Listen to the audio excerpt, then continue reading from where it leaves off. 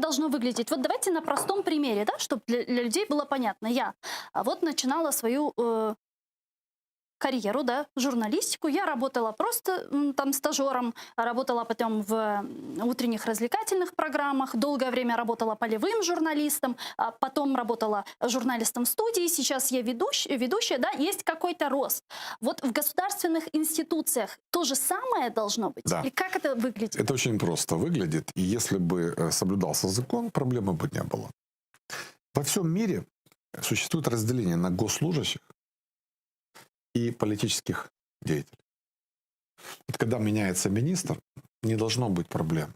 Потому что министр – это политическая фигура. Заменили Реву там, поставили другого. Не вопрос. При условии, что весь аппарат министерства остался работать. А у вас после вас все почистили?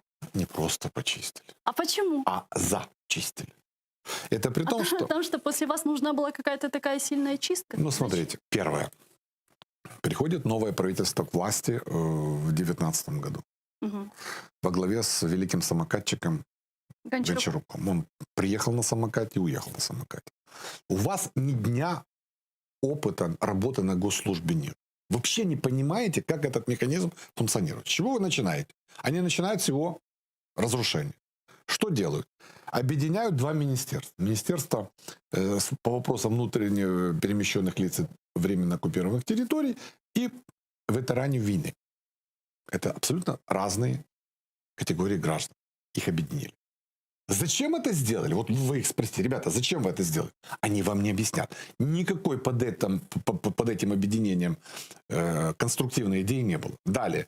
Об'єднують Міністерство енергетики і Міністерство охорони навколишнього середовища. То есть Министерство экологии объединяется с Министерством энергетики. У них абсолютно разные задачи, абсолютно разные цели. Зачем вы это делаете? Ноль. Теперь что делать? Происходит дальше. Они ликвидируют аграрное министерство, готовясь к аграрной реформе. Они его ликвидировали. Функции передают Минэкономике. Ну что такое передача функций? Это полгода паралич вот этого учреждения. Дальше из Министерства соцполитики забирают вопросы оплаты труда, охороны праці и занятости. И передают тоже в Минэкономике.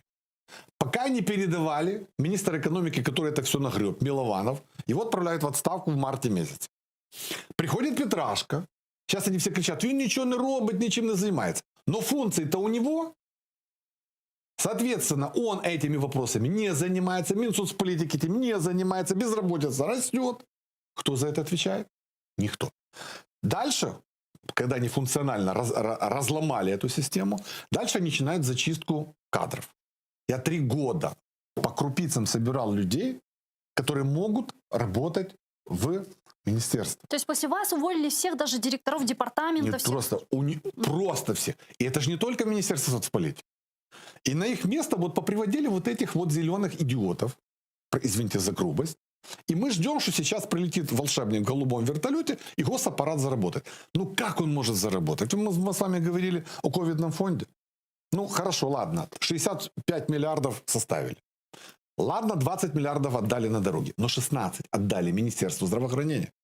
Посмотрите, что они даже этих 16 миллиардов не использовали.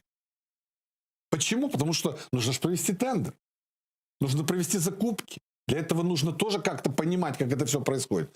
Понимания нет. Деньги, даже те, которые выделены, не использованы по причине паралича органа государственного управления. Потому что бы ни рассказывал министр здравоохранения, Ляшко там вот этот вот, который все знает и все умеет, только людей пугает. Но, ребята, вам дали деньги, вы даже их не использовали. Вы не смогли провести ни одного тендера. Вы не профинансировали переоборудование больниц. Вы на кислород начали деньги перечислять в октябре месяце.